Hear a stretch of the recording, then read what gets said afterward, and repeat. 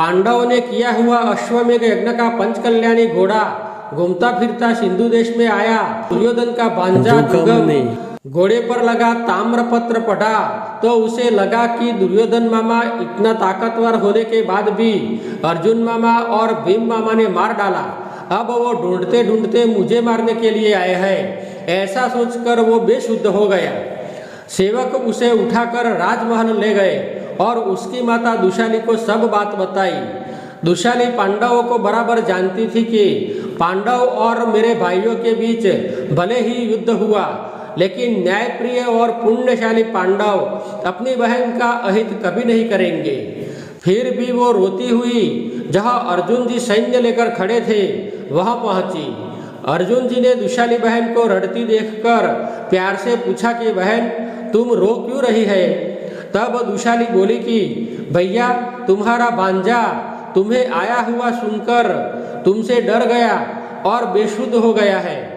अर्जुन जी बोले कि बहन मुझे जुगम के पास ले चलो। दुशाली अपने भाई को लेकर अपने महल आई। अर्जुन जी ने जुगम को प्यार से कहा कि बेटा जुगम देख, अपने यह हस्तिनापुर में अश्वमेघ यज्ञ किया है और मैं तुझे और बहन दुशाली को लेने आया हूँ। तू क्यों सो रहा है। अर्जुन जी के वचन जुगम के कान पर पड़े तो जुगम शुद्धि में आ गया। वो अर्जुन मामा करता अर्जुन जी के गले लग गया। अर्जुन जी ने भी जुगम को प्यार से गले लगा लिया। फिर दुशाली ने भोजन बनवाकर अपने भाइयों को प्यार से खिलाया और जुगम अर्जुन जी के साथ हस्तिनापुर जाने के लिए रवाना हुआ। अश्वमेघ का घोड़ा इधर से फिरता फिरता स्त्रिया देश में पहुंचा। उस देश में सिर्फ स्त्रियों का ही राज चलता था। उनके आगे किसी भी पुरुष का कुछ नहीं चलता था। ये स्त्रियां तंत्र मंत्र और मायावी थी। वो पुरुषों को कैद करके भी रखती थी। प्रेमला नाम की स्त्री उस देश का राज करती थी और चंद्राणी नाम की स्त्री उसकी प्रधान थी। अश्वमेघ का घोड़ा वहां पहुंचा तो सब स्त्रियों ने मिलकर घोड़े को कैद किया। अर्जुन जी ने सोचा कि ये तो स्त्रियों का देश है, अब स्त्रियों का क्या करें। उन्होंने प्रेमला रानी और चंद्राणी प्रधान को कहा कि तुमने घोड़ा क्यों कैद किया है, घोड़ा वापस कर दो। चंद्राणी प्रधान बोली कि हम घोड़ा वापस नहीं करेंगे, हम युद्ध करने के लिए तैयार है। अर्जुन जी बोले कि मैं स्त्रियों के साथ युद्ध नहीं करता। प्रेमला बोली कि तो तुम मेरे साथ विवाह कर लो, घोड़ा वापस मिल जाएगा। अर्जुन जी क्रोध में बोले कि मैं तुम्हारे साथ शादी करने वाला नहीं हूँ, युद्ध के लिए तैयार हो जाओ। फिर स्त्रियों और अर्जुन जी के बीच युद्ध शुरू हो गया। ये स्त्रियां मुहास्त्र अच्छी तरह जानती थी। वो अपने न्यान से मुहास्त्र बाण मारकर अर्जुन जी के सारे सैन्य को बेशुद्ध कर दिया। सब योद्धा मुहास्त्र से बेशुद्ध होकर जमीन पर पड़े थे। अकेले अर्जुन जी को कुछ नहीं हुआ था, क्योंकि वो पूर्ण रूप नर थे। उनको कभी भी कोई नारी अपने वश में नहीं कर सकती थी। प्रेमला रानी ने चंद्राणी को कहा कि हे अर्जुन पूर्ण नर है, उसके आगे मुहास्त्र काम करने वाला नहीं है, सब मिलकर उसको मार मारो।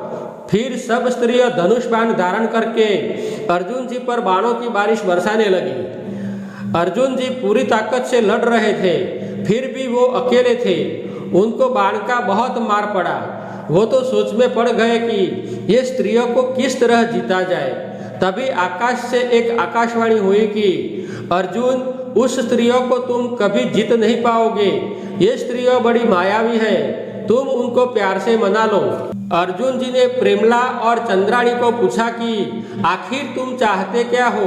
तब प्रेमला ने कहा कि आप जानकर भी अनजाने क्यों हो रहे हो, बस हमारे साथ विवाह कर लो, युद्ध खत्म। अर्जुन जी बोले कि अभी मैं ये अश्वमेघ घोड़ा लेकर निकला हूँ, अभी मुझे ये घोड़े के पीछे पीछे बहुत देश घूमना पड़ेगा। मैं अभी आपके साथ विवाह नहीं कर सकता, लेकिन तुम सब हस्तिनापुर चले जाओ, मैं वापस आकर तुम्हारे साथ अवश्य विवाह करूंगा।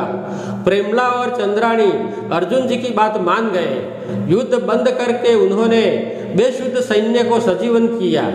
फिर जात जात और बात बात के भोजन बनाकर अर्जुन जी सहित तमाम सैन्य को भोजन करवाया। बाद में सब स्त्रियों हस्तिनापुर की ओर चली और अर्जुन जी घोड़े के पीछे चले। वहां से घोड़ा घूमता फिरता भीषण देश में आया। भीम ने जिस बकासुर का वध किया था उस बक राक्षस का पुत्र भीषण राज करता था। नारद जी ने सोचा कि ये भीषण राक्षस महापापी है और प्रजा को बहुत हैरान करता है। पांडव यहाँ आए हुए हैं तो उनके पास उसका नाश करवाऊं। वो भीषण के पास पहुँचे और बोले कि जिसने तेरे पिता को मारा था उस दुश्मन तेरे नगर में आया है, तू तेरे पिता की हत्या का बदला ले ले। भीषण राक्षस तुरंत अपने पिता की हत्या का बदला लेने के लिए अर्जुन जी के साथ युद्ध करने के लिए खड़ा हो गया। अर्जुन जी और भीषण के बीच महासंग्राम हुआ। भीषण के सैन्य में मायावी राक्षस और राक्षसनियों थी। उन्होंने अर्जुन जी के सैन्य पर बहुत जुल्म बरसाया। वो बड़े बड़े पेड़ और बड़े बड़े पत्थर फेंककर धूल मिट्टी उड़ाते थे। अर्जुन जी का सैन्य त्राहे त्राहे हो गया। तब अर्जुन जी ने अपने रथ की ध्वजा पर विराजमान महाबली वीर हनुमान जी को कहा कि हे राम भक्त महाबली, मेरा सैन्य त्राहिमाम हो रहा है, कृपया आप मदद कीजिए।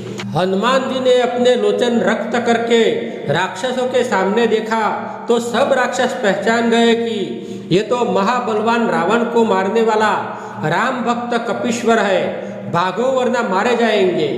राक्षस लोग भागने जा रहे थे, वही दादा हनुमान जय श्री राम करके राक्षसों की सेना में पड़े। फिर किसी को हाथ से, किसी को पांव से, तो किसी को अपने पुंछ से मारने लगे। हनुमान जी ने राक्षसों के सारे सैन्य में हाहाकार मचाया और सबको पैरों तले कुचल डाले। फिर एक बड़े पर्वत के नीचे सारा नगर को दफना दिया। फिर वो अर्जुन जी के रथ की ध्वजा पर आकर बैठ गए। अर्जुन जी अपना सैन्य लेकर हस्तिनापुर की ओर चले।